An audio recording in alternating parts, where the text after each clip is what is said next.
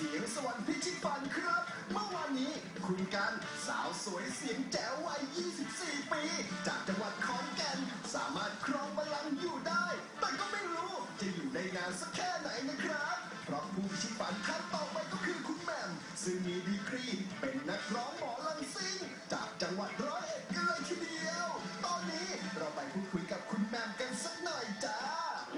สวัสดีค่ะสวัสดีครับสวัสดีครับต้องเรียกว่าคุณแม่แหม่มคุณแม่แหม่มเหรอเพราะว่าก่อนหน้านี้ส่งลูกสาวมาใช่ไหมคะน้องแพทจำเก่งมากเลยนั่นก็คือน้องธัญญาที่ร้องหมอลำเก่งๆเนาะครับตอนลูกสาวมาไหมครับมาไหมให้กำลังใจไหมมาค่ะไหนจ๊ะด้านในน้องธัญญาสวัสดีค่ะสวัสดีท่านคณะกรรมการทุกท่านน้องธัญญามาสักด้วยผมเลยคิดถึงน้องธัญญาคนนี้จริงๆครับเพราะสัปดาห์นู้นน้องธัญญาร้องเพลงได้สุดยอดมากๆครับ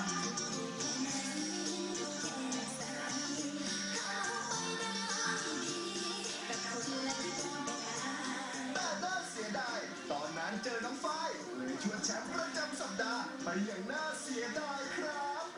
วันนี้คุณแม่มาด้วยตัวเองเลยเห็นลูกสาวแล้วทำไมมันเที่ยวไม่คุณแม่นี่สอนได้แต่ไม่รู้ว่าจะทำได้เหมือนเขาหรือเปล่าไม่รู้นะ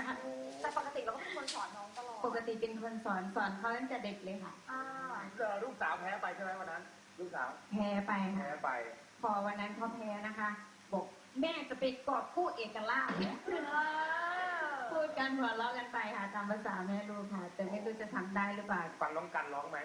ฟังค่ะเป็นไงพอก็เสียงน้องน้ำเสียงน้องเขาใสมากเลยนี่คือเนี่ยเป็นครูเป็นอาจารย์คอมเมนต์ได้เลยนะถึงนี่เขาสอนลูกมากับ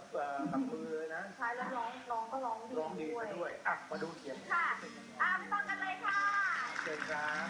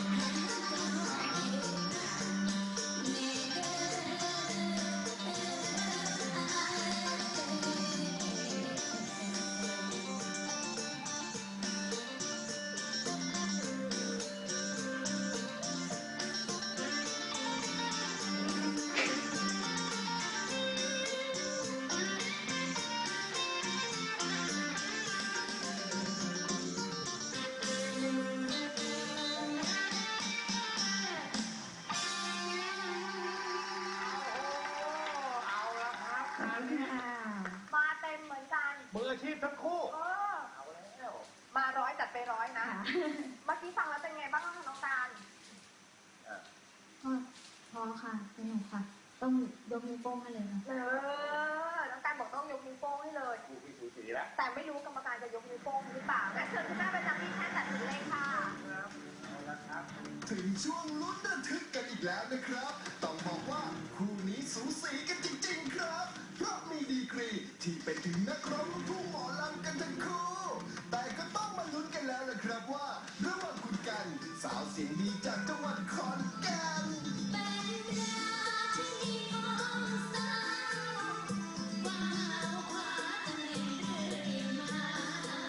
หรือคุณแหม่มคุณแม่ยังสวยจากจังหวัดร้อยเอ็ด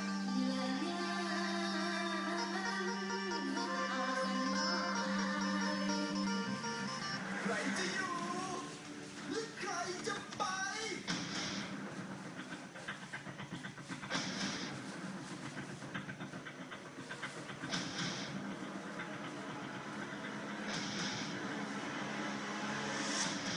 กดค่ะ